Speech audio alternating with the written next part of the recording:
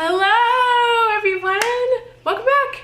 Today I'm here with Elena. Yay! Elena's here today because it's summertime. We've been busy having fun, but we've been missing you all. Sorry, Tex is here too and he's saying, "Arr." Today Elena's here and she's gonna teach us how to make a really easy fondant. You know, like when you go to a wedding and sometimes you try like the wedding cake and you taste it and it's disappointing. And sometimes can be gross taste on the top from the fondant, but the cake is normally good. But today we're gonna teach you how to make fondant the easiest way at home. And Elena's gonna teach us, it's really fast. And then I'm gonna teach you a really easy rose. And I was thinking, if you like this and you want to learn more, I know a lot of people that have little girls, you always want to make like the Barbie cake when they're little, the little dress. Elena had one and I actually made it with my husband one year for her and I was surprised how easy it was. We actually made it really cool when we had it like light up on the dress. It was fun. Anyways, if you want to learn how to do that, let us know in the comments and we'll do it because it's really fast, it's easy. I think you'd be surprised that I know all of you can make it if you have a little girl. Again, I'm sorry. Tony is like staring at all the little birds in our yard. He thinks it's his job to go get it. Anyways, we're gonna get started. And if you're new here, hello, welcome. Make sure you give us a thumbs up and subscribe to our channel. Okay, Melanie, ready to teach us? Yes, I'm ready, let's go. Hello. Today I'm going to be using these marshmallows. A sign for marshmallows. Just gonna open up the bag here. You can use what you want. You could use big or little marshmallows. Today I'm going to be using just the big ones. We're just gonna open up a bag. You could use one bag, or if you wanted to make more fondant, you could use two. She goes, that's enough. There you go. And now we're just gonna add a little bit of water. I would say she added just like a few tablespoons. It's better to add less than more. So you just want to add just a little bit. And now we're gonna go microwave it. So we're gonna start with 30 seconds at a time on our microwave. And you don't want it to explode, so you need to keep an eye on your marshmallows because they will get big fast. So just keep an eye on it and do not microwave it. You want to make sure, she said, it's not ready. It doesn't look like Jell-O. It's not moving back and forth. It still looks hard. So you know it's not ready. Remember, we're keeping an eye on our marshmallows so it doesn't explode. You're only going to do a few seconds at a time so you can watch it. You're going to look at it. I'm going to shake it, see how it moves like Jell-O. She goes, it's ready. And I'm just gonna push on it and make sure that they're melted. And we are going to start with some confectioner's sugar. You need a strainer. You wanna use a strainer so this can be smooth. And then I want you to know that you are going to need quite a bit of confectioner's sugar in order to make this fondant, but you don't wanna add it in all at once. So you're gonna just shake it over, add some in, give it a stir, get it all incorporated, and then we are going to add some more confectioner's sugar. There is other ways, by the way, to make fondant at home that are also easy. This is probably the easiest one there is, and I feel like you can find this at your local grocery store. I know if you buy fondant online or if you go to your cake shops, it can get actually really pricey really quickly, especially if you want a lot of different colors. And of course, in a minute, Lena's going to show us how you can make different colors with this white base. And I think fondant is fun because you can use it to make so many different designs, flowers. You can buy so many different cutouts like on Amazon or use your cookie cutters to cut out the fondant. I mean, you can just do amazing things to a cake. So she is still going at it, adding in a little more confectionery sugar. I just want to show you how much you really have to use and how much you have to originally work this through. She's using her hands to really make it into one ball. And hello, here's Goldie. We only ever show our dogs, and people have asked, do you have any other animals? The answer is yes. This is Goldie.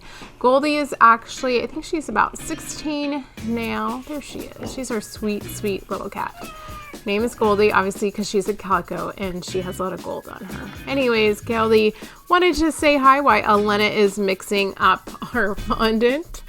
And yes, the dogs and the cat get along in our house most of the time. So here we are, back with our fondant. Elena has really been mixing it. And we've got it into just about into one little ball. She wants to show you, there you go. It's gonna be soft. If you want it, depending on how hard you want your fondant, is gonna be depending on how much confectioner sugar you have in it.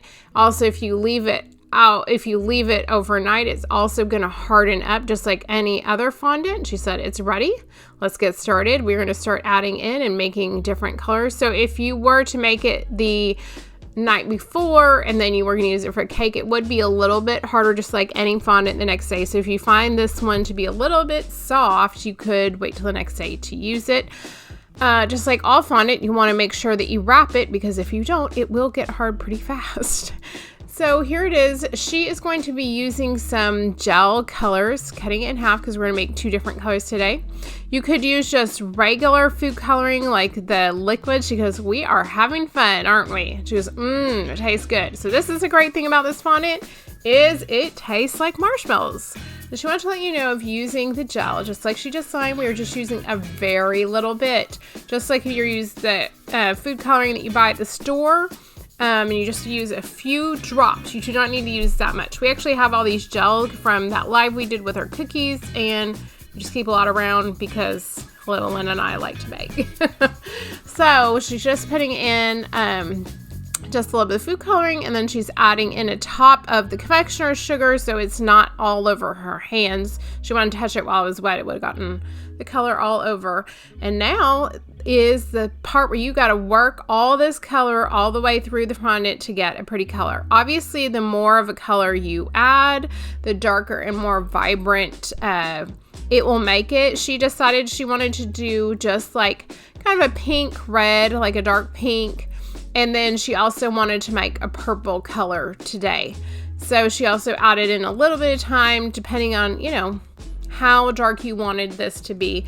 And all of that on the table, baby, is still confectioner sugar, because until you really work it, it could get a little sticky. Even when you buy fondant from the store in the tubs, you're gonna need some confectioner sugar so it doesn't stick to your table or your cell pad or whatever you're working on.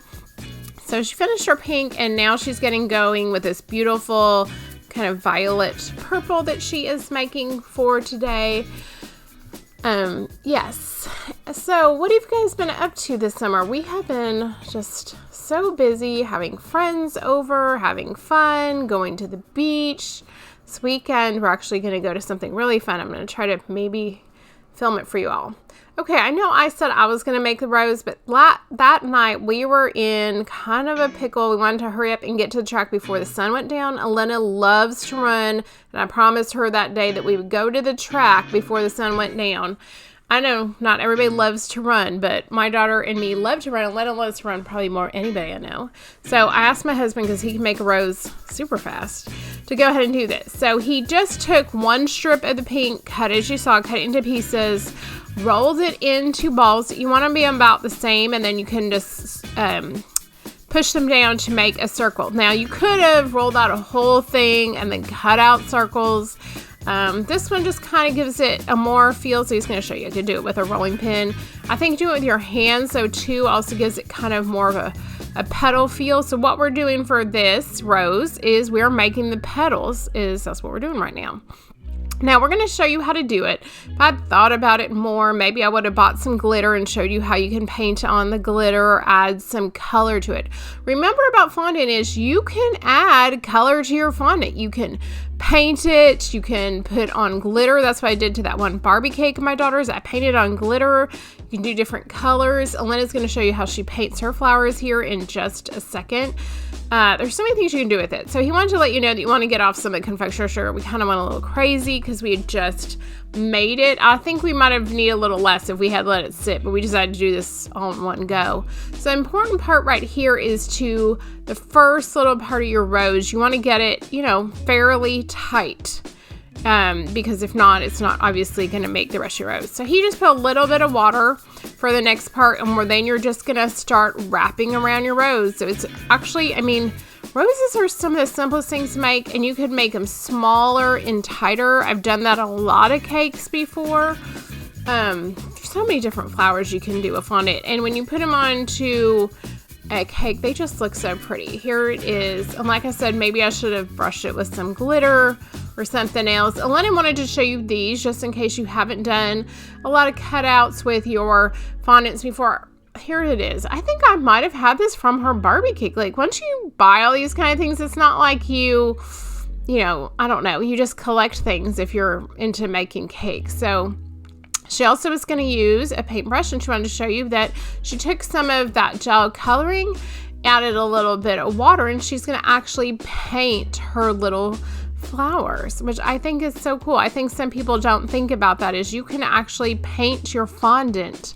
You could even paint it in, you know, big strips and add it on it. I think it really adds to it instead of just doing the cutouts.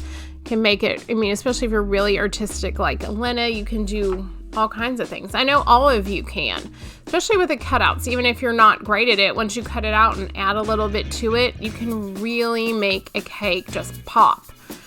Especially if you're just making it home for maybe a birthday or a special occasion. Here it is. I put them all together on my cutting board so you could see them of how vibrant they were, because I feel like in the lighting you couldn't. So hope you enjoy this. Hope you give it a try. Here's my Barbie cake. If you guys want to learn how to make this, let me know, because it was so easy to make, and I know a lot of people want to learn how to make it for their little girls.